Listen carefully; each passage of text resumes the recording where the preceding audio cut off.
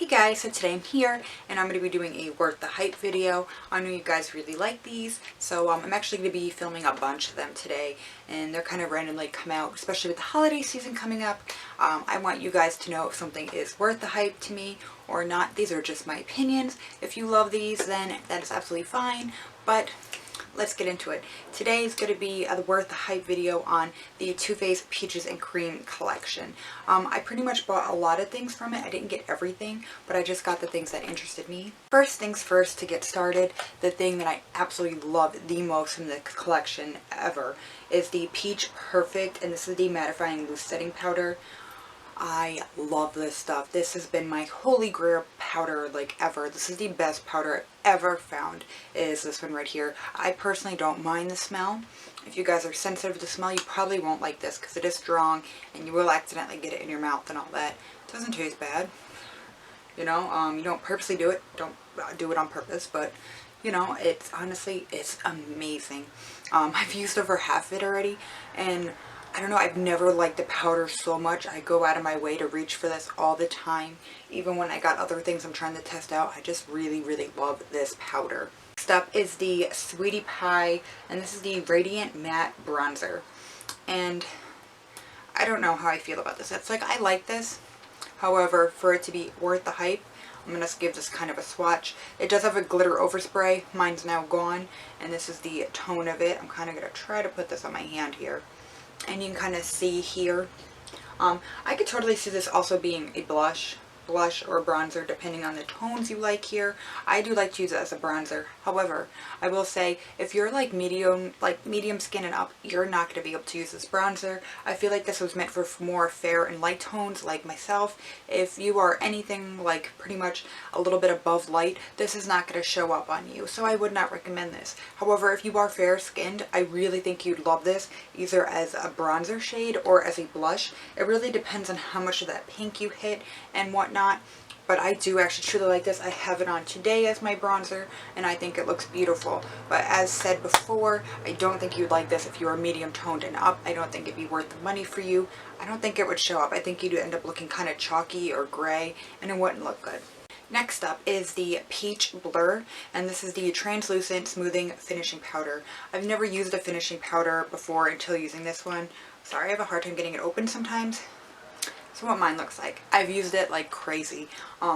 This was actually a product I was surprised I liked because I just wasn't sure if I was going to like this. Guys, I love this. I know this can be hit or miss for some people. I will say, first of all, when touching it, I can slightly see just a slight little pink here, but obviously you're not going to put it that hard on your face. I will say again though, medium toned and up, I feel like most likely you'd see that color coming off on your face, so I don't recommend this for you. But fair, light skin tones, I really think you'd like this.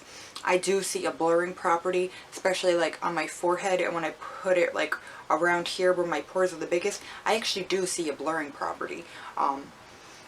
And I've never seen that with a powder before, so I think this is amazing. And you can kind of see, like, mine's like awful looking, like I've made a mess of it. Even my mirror is gross, but I personally really love this, but again, only for fair and light skin tones.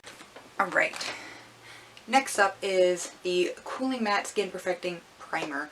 I actually really like this, and I think this could work for pretty much everybody. I don't notice that it's actually like super mattifying or anything, so I feel like honestly, even if you did have dry skin, I don't think this would dry you out even more, because I have dry patches randomly. Even though I'm very oily, I still get random dry patches, and this didn't accentuate them or do anything weird. And I personally, I love that cooling feeling. It actually feels like I'm almost like I'm putting skincare on my face, but it's a primer, and I really, really love that feeling.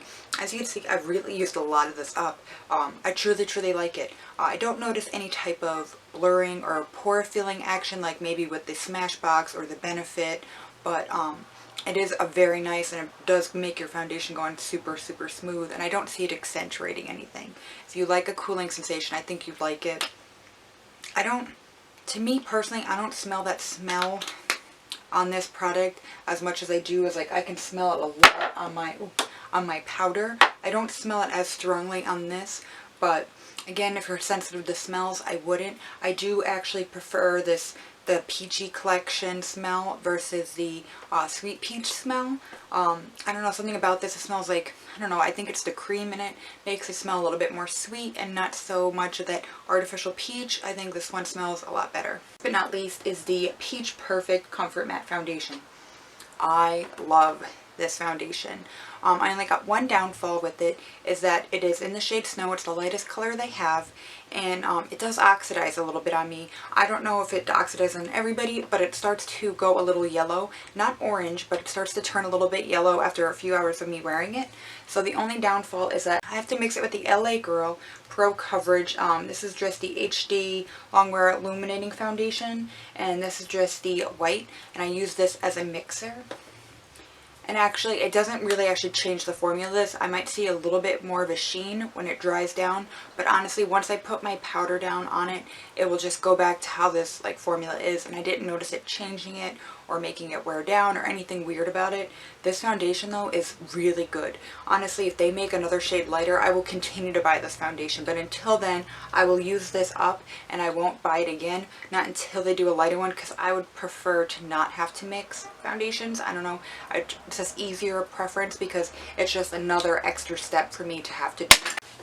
But yes, I do absolutely love this foundation. I just wish, honestly, there was like a shade or two lighter. I think the shade range, honestly, they should branch out, do some more lighter ones and some darker ones. I think this would be grade A. However, if you're pretty much not as light as me, I think you could find a total match, and I think you will love this foundation. I love the way it sits on my face. It looks like extremely like blurring, and like it makes my face look airbrushed, and it looks amazing in pictures. So that is a heads up. I recommend, if you're at Sephora, just put a swatch on your hand or something, walk around the store and like wait and shop and see if it oxidizes on you, and then you'll kind of know which shade to do. That's just my recommendation. But so far, for most of this collection, I really love. I do think it's more generated to lighter tones, minus the foundation, because it does oxidize, like I said.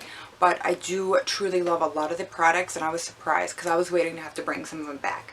I know that there is an eyeshadow palette, and I got really, really tempted to buy it. However, I have the two other, they're just the matte eyeshadow palettes, and I never seem to ever grab from them, from Too Faced, like ever, and it kind of makes me feel like I wasted money because I just never really grabbed for them. It does look beautiful, but I just feel like I have those shades in other palettes. I'm still up in the air about it because I see some great reviews and then I see some not great reviews. So let me know down below if you've tried it and you think it's worth it, and you know, if you're fair skin, how does it look? Does it pull too red tone? Just let me know down below. It would mean a lot.